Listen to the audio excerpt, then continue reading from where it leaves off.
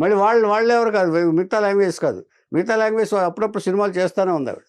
మమ్మటితో చేసింది, మోహన్ లాల్‌లో చేసింది, తమిళ్‌లో చేసింది, అన్నీ చేస్తూనే ఉన్నారు. దాదాపుగా ఇలా చేస్తుంటే ఇక లాభం లేదని చెప్పేసి టీవీ షోలకి, ప్రోగ్రాములకి దిగిపోయింది ఈవిడ.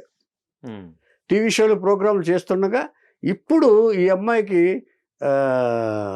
కొంచెం అనారోగ్యం వచ్చింది. అనారోగ్యం వచ్చిందంటే, ఆరోగ్యం అంటే మాటి మాటికి పడిపోవటం, మాటి మాటికి కళ్ళు తిరగటం, ఇదే వచ్చింది.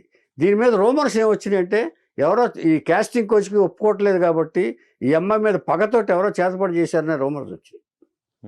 రూమర్స్ వచ్చి రాను అంటే చేతబడి చేశారని నమ్మాడు తండ్రి కూడా. తండ్రి కూడా నమ్మారు, ఈ అమ్మాయి కూడా నమ్మింది. అప్పుడప్పుడు ఏం చేస్తారంటే, ఈ అమ్మాయికి ఇలా కాదు, ఇక ఇది మానేసి పెళ్లి చేస్తే ఏమన్నా ఇది దారికి వస్తుందేమో అని చెప్పేసి కనతండ్రి ఆలోచిస్తారు కదా పాపం. ఏం చేశాడంటే, అమెరికాకి సంబంధించిన భారత్ ఫార్మసీ అనే ఒక భరత్ కృష్ణన్ అనే అతనితో పెళ్లి చేశాడు. పెళ్లి చేసి అమెరికాలో సెటిల్ అయిపోయింది. అమెరికా సెటిల్ అయిన తర్వాత 2 పిల్లలు కూడా కన్నారు. Happiest family. ఇలా ఉంటుండగా సడన్గా మళ్ళీ ఈ అనారోగ్యం గురించి, వీటి గురించి ఇవన్నీ తెలిసింది భర్తకి. తెలిసి ఈ అమ్మాయిని అసహించుకోవడం మొదలుపెట్టాడు భర్త.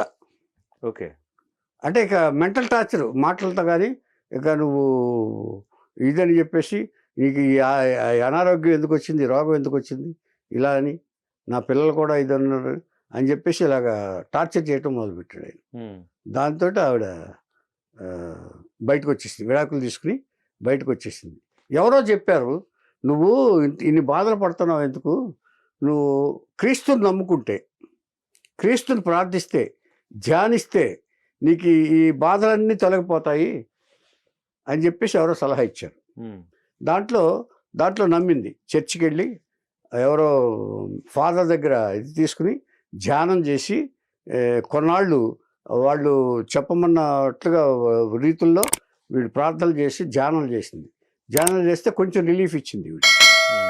ఈ క్రిస్టియన్ని నమ్ముకున్న తర్వాత, అంటే ఇంతకుముందు ఇంకొక గాయని గురించి, పాత గాయని, కామెడీ హాస్య చిత్రాల గాయని స్వర్ణలత గురించి కూడా చెప్పుకున్న ఆవిడ కూడా క్రిస్టియన్ని నమ్మి బాధల నుంచి విముక్తి చెందింది. అలాగే ఇప్పుడు ఇక్కడ కూడా ఈవిడ కూడా అనారోగ్యం నుంచి కొంచెం కోలుకుంది. మళ్ళీ భర్తతోటి ఇది వ్యాపారం అది అనుకున్నారు, కానీ ఆ తర్వాత సయోధ్య కుదరలా వాళ్ళకి.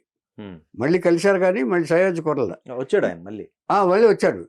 వచ్చిన సయోధ్య కుదరలా. ఆ తర్వాత ఈవిడికి కంప్లీట్గా క్రిస్టియన్టీకి మారిపోయి మత ప్రచారకురాలైంది.